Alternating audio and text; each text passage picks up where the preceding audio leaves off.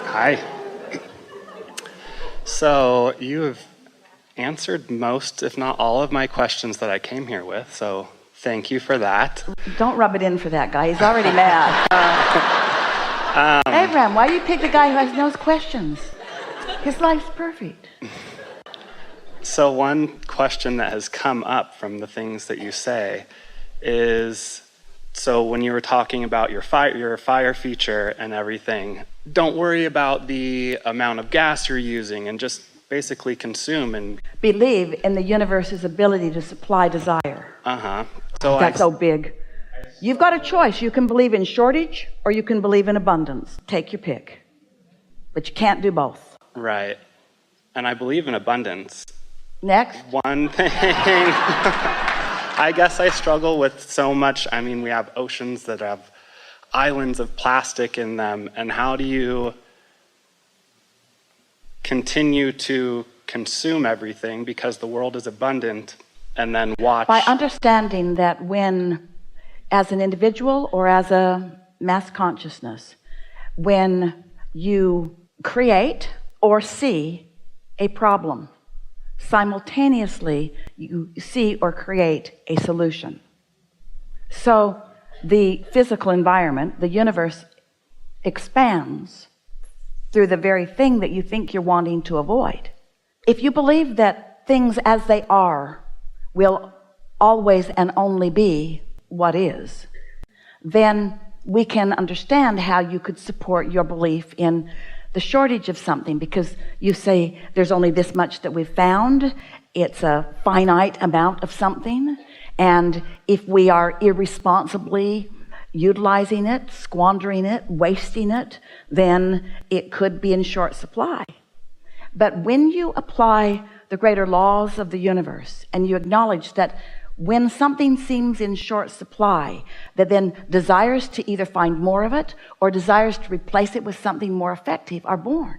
And so new industries are literally born out of those kinds of things. Look at the short period of time that you can look back at the things that are driving this world, from coal to steam to jet fuel to nuclear to solar. You're discovering things because life causes you to desire something that you don't know how or when or where or who. But if the desire is there, then the means to receive it must be shown to you, and that's what you live for. You live for the desire or the question that has no answer, because the answer coming is the thrill of life.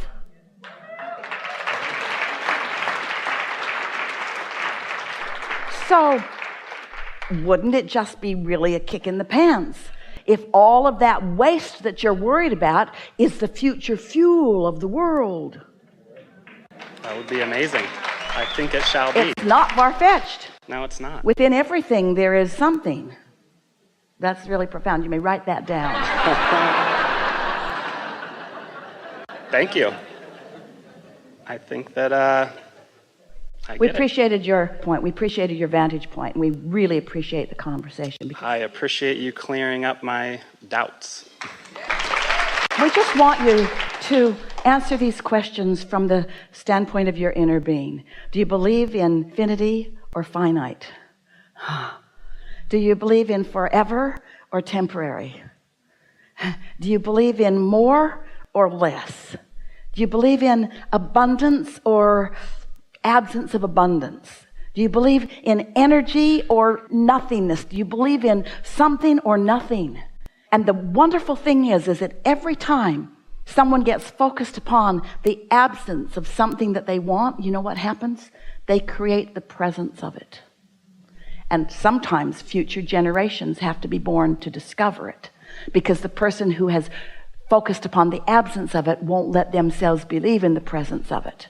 But new ones are born who haven't practiced the absence of it, and they show up and they say, well, looky there. Looky there.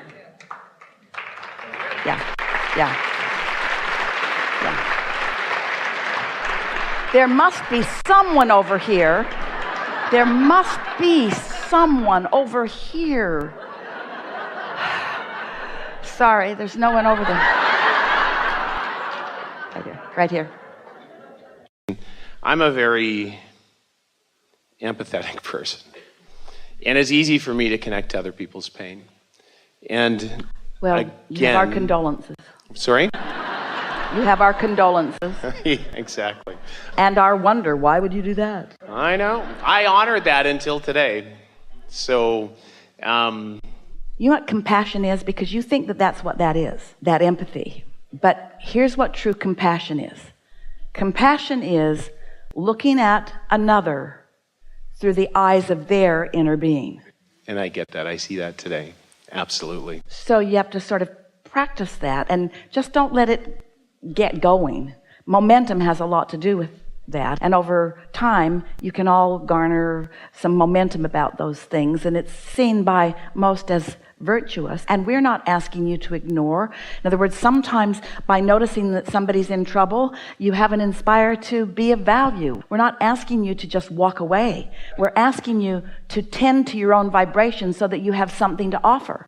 In any moment in time when you are co-creating with others, there's the potential of the other one owning the room vibrationally, or there's the potential of you and your inner being owning the room. Now, if they're hooked up with their inner being and they own the room, so to speak, you know what we mean by that? Then they're of advantage to everybody.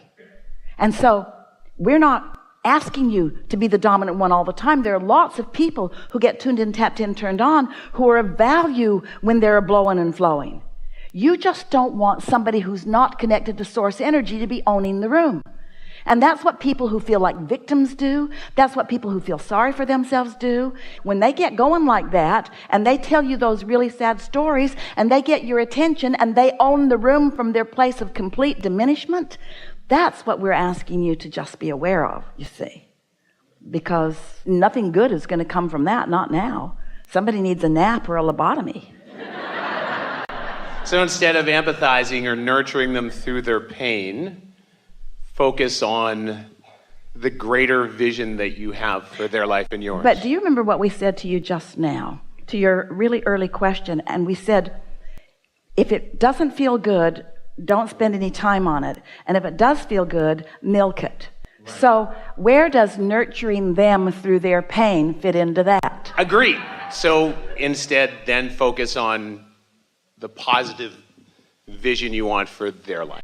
And usually you have to do that at another time, at another place when they're not there. Because if they get a whiff that they haven't convinced you and they haven't motivated you to action because of their struggle, because that's how they're used to playing you. They're used to playing you through their struggle and watching you respond to their struggle. And some of them are really, really good at it. So you have to get clear about this when they're not around, because when they see that you're not coming along, they're going to give it everything they've got. And so you have to practice your successful thoughts about them when they're not fighting you on it. You have to know who they really are when they're not hell-bent on showing you that that's not who they are. Have you ever been in a situation where somebody's arguing for their limitations and you're trying to show them the bright side? And the more you try to show them the bright side, the more evidence they bring to you, until finally you just say, you win. You're a loser. There's no hope for you. I give up. And then a lot of people call that empathy. We call that ineffective leadership. We call that not being in sync with who you really are. Where true compassion is being able to hold your own about their value and their worth and their potential success, even when they can't. Seeing who they really are, not who they're currently being. Right. Yeah. Makes sense. Thank you. That's it. Really good. Really good.